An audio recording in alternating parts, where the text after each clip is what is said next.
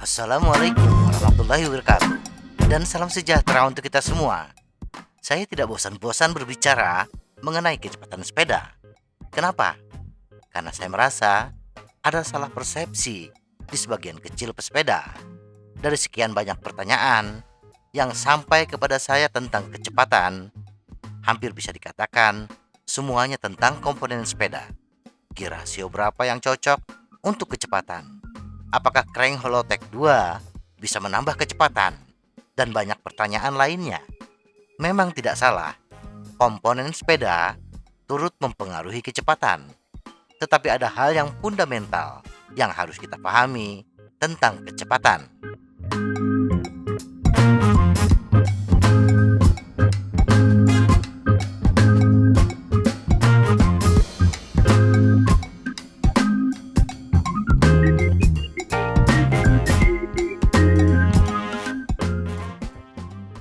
Kecepatan sepeda sangat sederhana, yaitu hasil perkalian antara gear rasio, keliling ban, dan cadence. Mari kita lihat kecepatan dari beberapa top gear rasio untuk road bike dan MTB. Sepeda jalan raya memiliki kecepatan 51,12 km per jam untuk 80 rpm dan 76,68 km per jam untuk 120 rpm. Sedangkan sepeda gunung memiliki kecepatan 47,96 km per jam untuk 80 rpm dan 71,95 km per jam untuk 120 rpm. Untuk menghasilkan kecepatan tersebut, tentunya kita harus membayar sejumlah biaya, yaitu power. Untuk berat total 70 kg, power yang dibutuhkan sepeda jalan raya berkisar antara 805 hingga 2621 watt.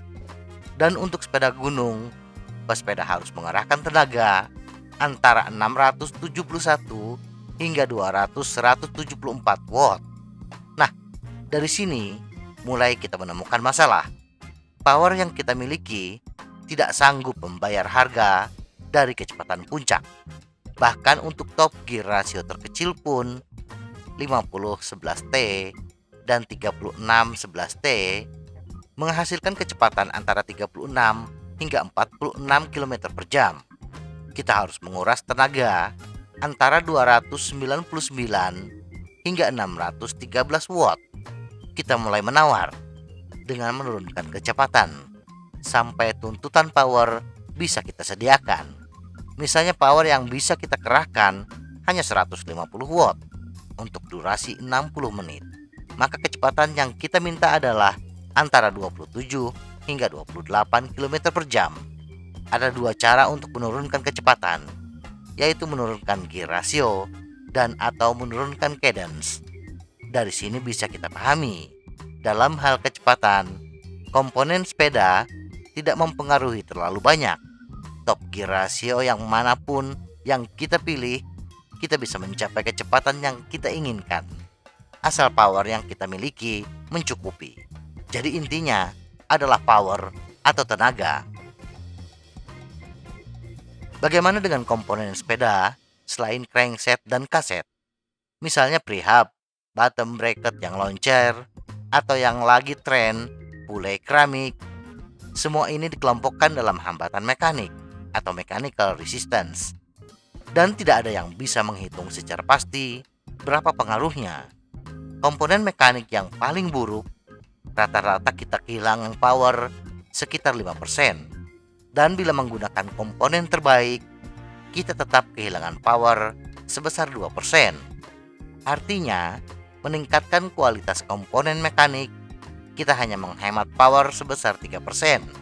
Bila kita menggunakan top gear rasio terkecil yang membutuhkan power 299 hingga 613 watt, power loss 5%, dan kita melakukan upgrade komponen mekanik sehingga power loss hanya 2%, maka kebutuhan power kita adalah 290 hingga 594 watt.